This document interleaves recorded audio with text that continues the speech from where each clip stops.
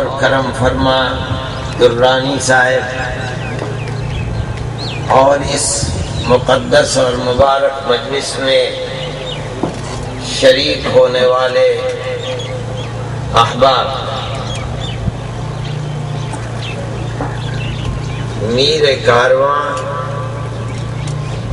حضرت شیخ الہند رحمۃ اللہ علیہ کی مقدس شخصیت پر اس اجتماع میں شرکت کو میں اپنے لیے باعث صد افتخار سمجھتا ہوں۔ حضرت شیخ الہند کی شخصیت در حقیقت قرآن و حدیث کا علم اور سلوک و ارشاد، ان تینوں صفات کو اپنے اندر جمع کیا تھا۔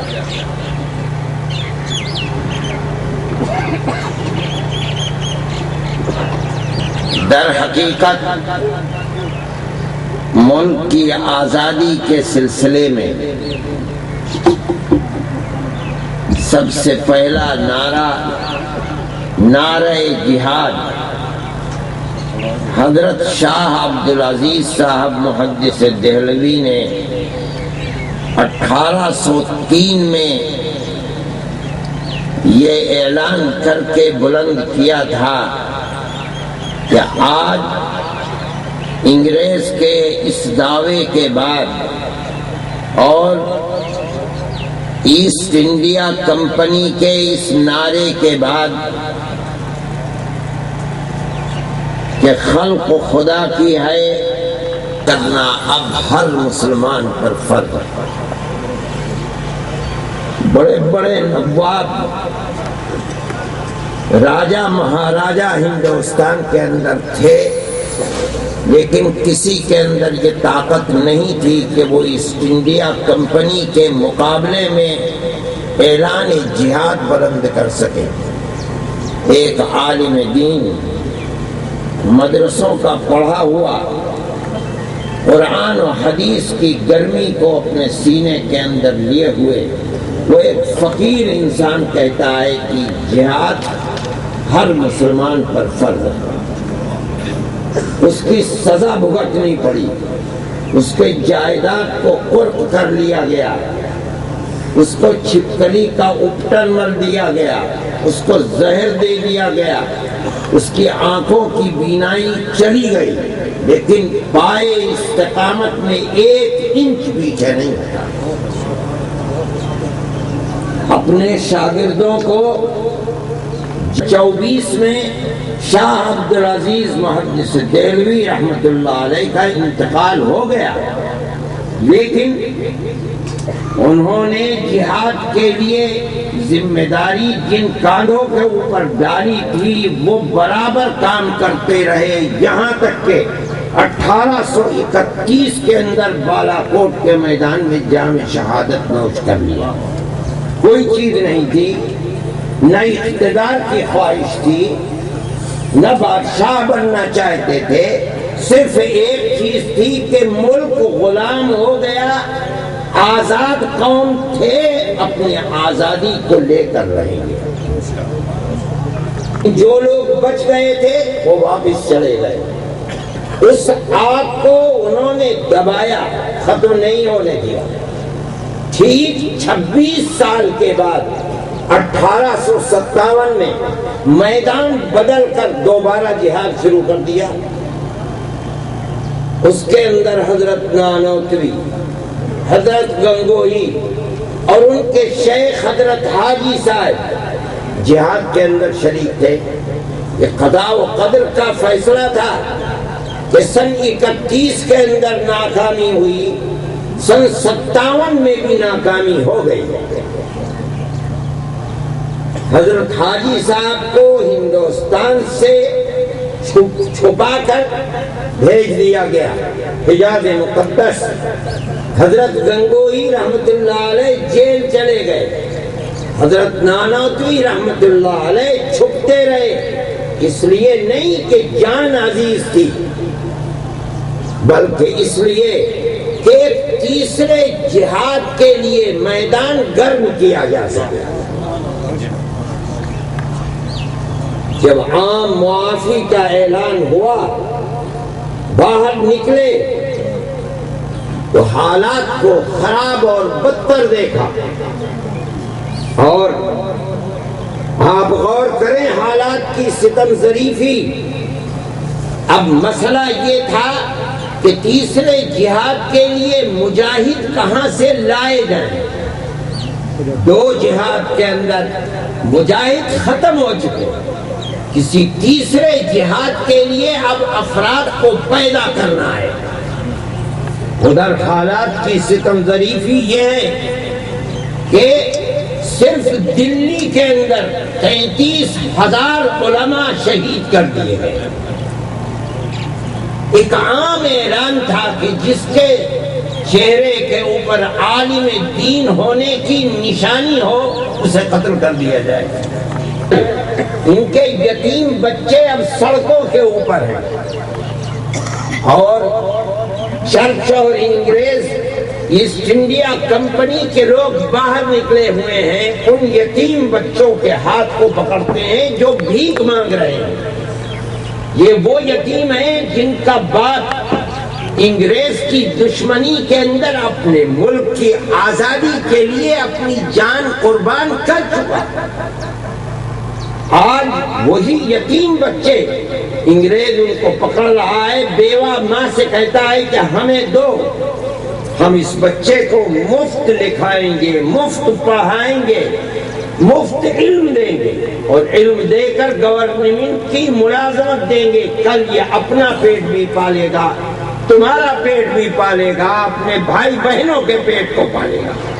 یعنی مطلب یہ ہے کہ ہمیں دو جس کا باپ ہمارا دشمن تھا، اس کی اولاد کو ہم اپنا وفادار بنائیں گے۔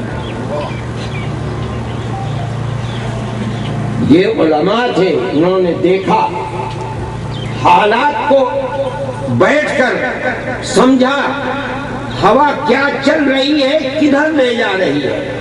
ان کے سینے کے اندر درد پیدا ہوا، اور انہوں نے بیٹھ کر فیصلہ کیا، اور ٹھیک 9 سال کے بعد 1866 میں دارالعلوم کی بنیاد ڈالی، اور یہ کہا کہ اولاد ہمیں دو، انہیں نہ دو، ہم اس بچے کو مفت لکھائیں گے، مفت پڑھائیں گے، اس کو کپڑے بھی دیں گے، کتابیں بھی دیں گے، رہنے کے لیے جگہ بھی دیں گے۔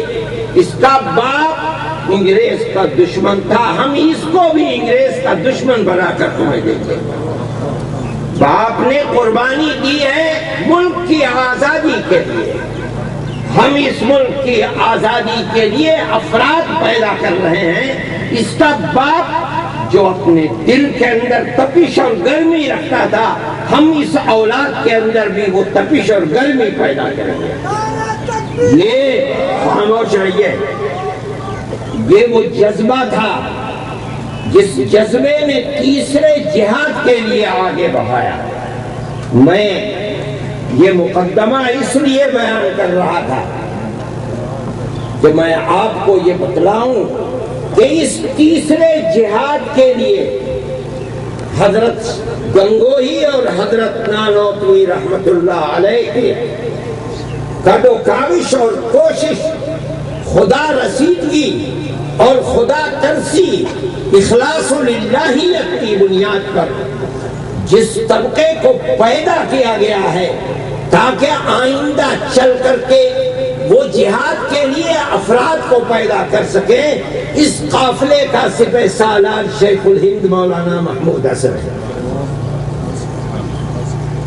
آپ اس چیز کو سمجھیں، اور میں اہل علم سے خصوصیت سے کہتا ہوں کہ وہ شیخ الہند کی شخصیت کو سمجھنے کے لیے اور وہ کمالات جو اللہ نے اس کے اندر رکھے تھے ان کو اپنی آنکھوں سے دیکھنے کے لیے، اور اس چیز کو سمجھنے کے لیے کہ جو کمالات حضرت گنگوہی اور حضرت نانوتوی کے اندر علم، قرآن و حدیث کے علم اور عقیدے کی بنیاد پر ان کے خطوط اور ان کی تصنیفات میں نظر آتے ہیں شیخ الہند کی شخصیت ان دونوں شخصیات کے کمالات کا مجموعہ ہے۔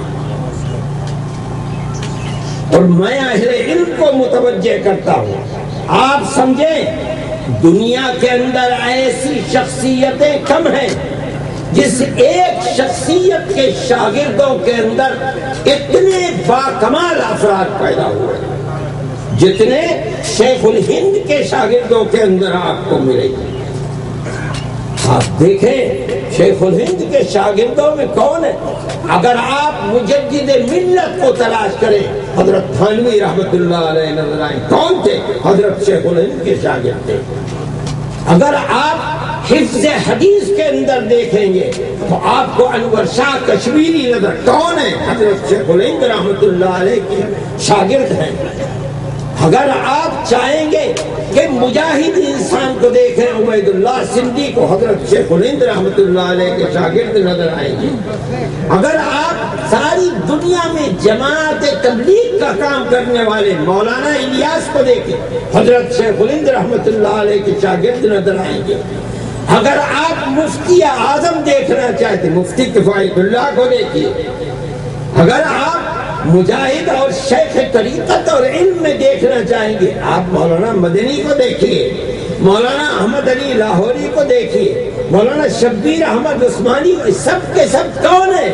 شیخ الہند کے جوتوں کو سیدھا کرنے والے ہیں۔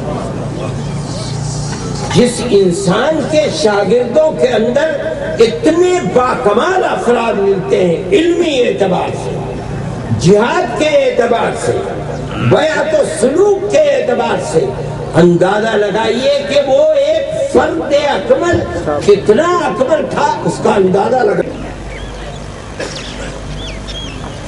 میرے بھائی، جمعیت علماء در حقیقت انہی کے قائم کردہ جماعت ہے۔ اگر علماء کی خدمات آزادی وطن کے لیے 1803 سے شروع ہوتی ہے، جیسا میں نے کہا، اور ملک کی آزادی 1947 میں جا کے ختم ہوئی، یعنی ایک جد و جہد ہے، جد و جہد ہے 150 سال تک تقریباً۔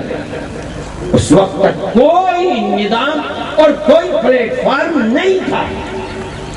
ہم اپنے ملک میں کہتے ہیں کہ کانگریس جس نے ملک کی آزادی کے اندر کردار ادا کیا تھا، وہ تو 1880 کے بعد وجود میں آئی ہے، 1885 میں اس کا پہلا اجلاس ہوا ہے۔ ہماری تاریخ ملک کی قربانی کے لیے اس سے 80 سال پہلے سے اس نے جنم لیا ہے، اور 2 جہاد ایسے کیے ہیں کہ جس کے اندر 19 میں اپنے شاگرد مفتی کفایت اللہ صاحب رحمت اللہ علیہ کے پاس حکم بھی پہنچا، اور انہوں نے حج میں علماء ہند کی بنیاد رکھی۔ اور 1920 میں جیسے جیسے یہ خبریں گرم ہوتی رہیں کہ اب چھوٹیں گے، آنے سے پہلے جمعیت علماء ہند کا پلیٹ فارم بنوا دیا، اور 20 میں آئے، اور بوڑھا آدمی، اور آتے ہی فوراً اس پلیٹ فارم کے اوپر دوڑنے لگا۔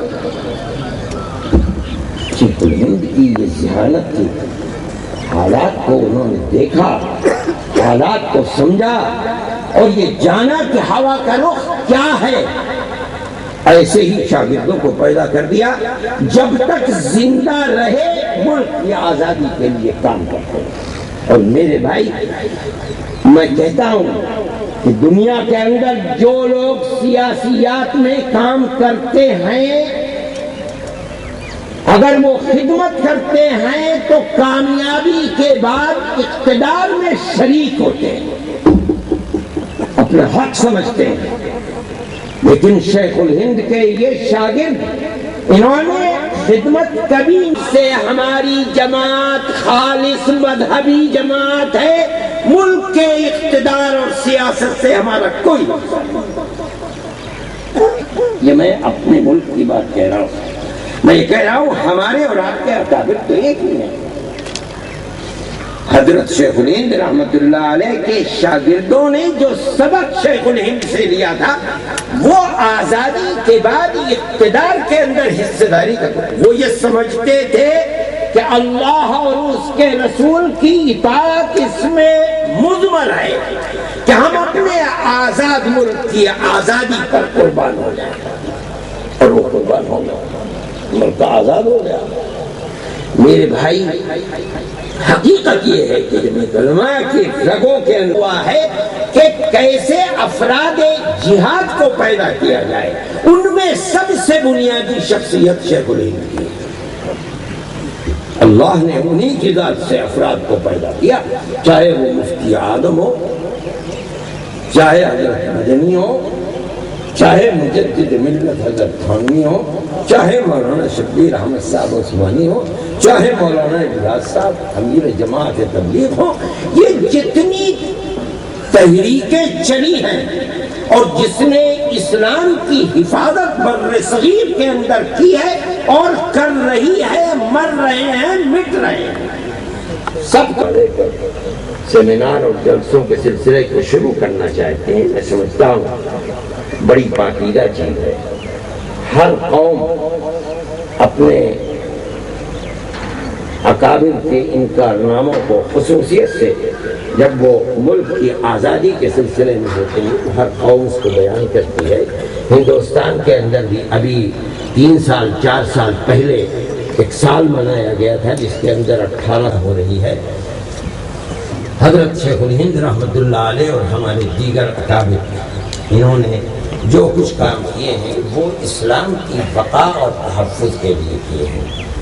آپ حضرات جمعیت علماء کے پلیٹ فارم سے جو کچھ کر رہے ہیں وہ تو آپ کے حالات ہیں اور آپ اپنے ملک کے حالات کو ہم سے زیادہ سمجھتے ہیں، لیکن میں ایک بات ضرور کہتا ہوں، اور میں وہ کہتا بھی رہا ہوں پہلے اور اب میں آج بھی کہتا ہوں کہ ان حضرات کی زندگی کا صرف ایک ہی رخ نہیں تھا کہ وہ سیاست ہو، بلکہ سیاست بھی اگر تھی تو وہ اسلام کے بقا اور تحفظ کے لیے تھی۔ یہ بنیاد ہے۔ اس لیے جمعیت علماء ہند کو خصوصیت سے اصلاح معاشرہ کے لیے، اسلام کے تحفظ کے لیے، وہ لوگ جو اسلام کے چراغ کو مٹانا چاہتے ہیں اور وہ آفتیں جو مغرب سے اٹھتی ہیں اور ساری دنیا کے اندر اٹھ رہی ہیں اور اسلام کے چراغ کو روشن کرنا، اسلام کے چراغ کو گل کرنا چاہتی ہیں، آپ کو اسلام کے چراغ کو جلانے کے لیے ہر سطح پر جس طرح بھی آپ کام کر سکتے ہیں، آپ کو اسلام کی بقا اور تحفظ کے لیے کام کرنا چاہیے۔ آپ کے اکابر کا یہی طریقہ کار تھا۔ بڑی سے بڑی حکومت نے کبھی اس کی چمک دمک نے نہ ان کو خریدا ہے نہ ان کو مرعوب کیا ہے۔ آپ جب تک ان اکابر کے نام پر اب وہ جو آپ اسلام کی بقا اور تحفظ کے لیے اپنے ملک میں اپنا امن و امان کو قائم کرنے کے لیے کر رہے ہیں، اللہ تعالیٰ آپ کو اس کے اندر کامیابی عطا فرمائے، شرور و فتن سے محفوظ و معمون فرمائے، اس ملک کے اندر امن و امان کو قائم فرمائے، پیار و محبت کو پیدا فرمائے، اور اللہ تعالیٰ ہر اعتبارات سے ترقی اور کامرانی سے سرفراز فرمائے۔ وآخر دعوانا عن الحمد للہ رب العالمین وصلی اللہ تعالی علی خیر خلقہ سیدنا محمد وعلی آلہ واصحابہ اجمعین۔